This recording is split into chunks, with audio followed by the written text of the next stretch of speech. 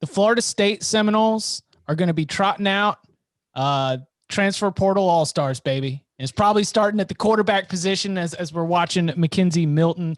One of the biggest stories in all of spring practice is going to be Mackenzie Milton, the football player, human being, making his return to really high-level competition, and B, seeing if he can provide a real difference-making option at the quarterback position, a position that has not been good for Florida State in recent years.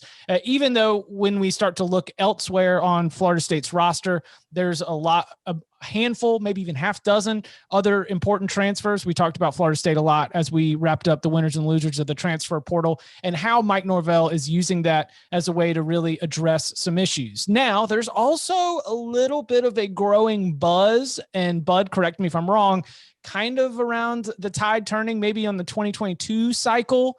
And I would say that if you want to talk yourself into the idea that Florida State, it's not going to be back, but at least seems to have things going in the right direction. Maybe it'll just be like a win. Maybe it'll be a couple of wins. There could be some moments where you start to really talk yourself into the Seminoles. Now, I am saying all this with a couple Noles here on the podcast, so very curious to see if you've been sensing some of that same optimism. But as I started to dig around, I found myself allowing the idea that Florida State was going to be a pretty competitive team in 2021. And in the big picture, one of the most interesting stories in college football, if they can start to take multiple steps in the positive direction, not just like one step forward, two steps back.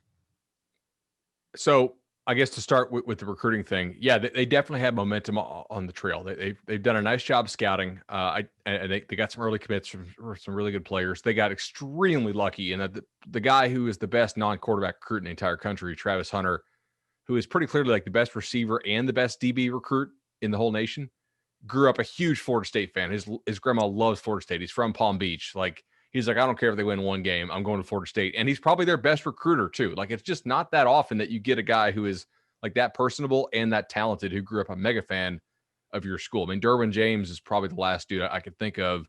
And I think Travis is a little more vocal as far as leading the charge. So you need a bell cow like that to sort of pitch your message that, hey, yeah, they won 3 games last year, but this is going to turn around. So pretty nice timing there. They're also in it for Marvin Jones Jr., who you may recall the name Marvin Jones. Yeah, obviously. And if they can get him out of Heritage, then they would really be rocking and rolling there. But they got to win some games first, potentially. There's certain kids who do care how many games they win. And so for this spring, I mean, to me, on offense, it's all about the passing game. Last year, their passing game, it sucked, right? Especially on downs when you knew they had to throw the ball. They did a really nice job with play action. Jordan Travis scrambled around a whole lot. The receivers are nothing special. I still think they're kind of crappy. Running back, I don't think they have any real difference makers at running back. Milton should help some. We'll see how much they can integrate in the offense. And the offensive line, again, when they had to drop back and pass and it wasn't off play action, they were bad. They kind of smoke and mirrors their way to points last year, and it says something that the offense was the better side of the ball. Mm-hmm. Remember the North Carolina game? They kind of rolled out Jordan Travis running the football and play action with him, and it really opened some things, and they had this massive upset. But then top 5 win, baby. Right, top 5 win. But then once people saw that element of the pass game, they just quickly adjusted and kind of exposed Jordan Travis of more of a runner, and his deficiencies in the pass game really became evident. And then it was kind of back to square one where, man, just give me Mackenzie Milton starting for 12 games, which would be a huge win. Give me some consistent play where I don't think you have to recreate the Heisman candidate Mackenzie Milton. If you could, that'd be the best case scenario, but give me some stability. Give me a guy that you can count on to give you 65% completions, who's not going to throw a boneheaded interception at the wrong time or take a sack when he could throw it away, or just the repeated mistakes you've seen at quarterback. Let's eliminate those. And I think that puts you in 2 to 3 more games that you had no chance winning this past year or two, but all of a sudden you have a chance in the fourth quarter. That kind of momentum can carry. And then maybe you get one of those games to swing your way. Trust me, I am on the Mike Norvell train after hearing him speak in person. I was ready to run through a wall for him, right? So I am fresh off of that message, I do think the further you are removed from some of Jimbo's players, from some of Willie Taggart's players, that you're starting to see, hopefully for Mike Norvell, a shift in mindset just from a cultural, inside that locker room, when all of a sudden they're down, or either way, they're either winning by 2 touchdowns at the half and they implode and they totally panic and lose the game, which we saw a number of times the last couple of years, or they go down, they start yelling at each other, pointing fingers. Like, those types of games need to stop happening. They need to learn to close out, and they need to learn how to work their way through adversity.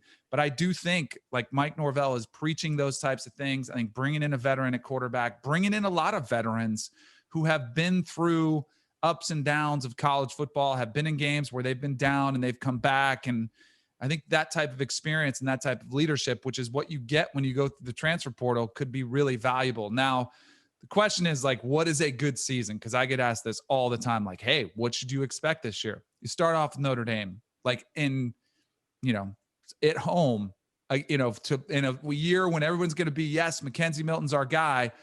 Like, I don't think they're going to win that game. Do you, Bud? Like, would you pick them to win that game? Danny, I don't think they can block Notre Dame. Right. No, like, I think 6-6 is a good year for them. If they make it back to a bowl legitimately, I think is a good year. People don't want to hear that, but, like, we're going to talk more on this podcast. Guys, Wake Forest, NC State bring back a ton. You're going to be underdogs in those games. Yeah.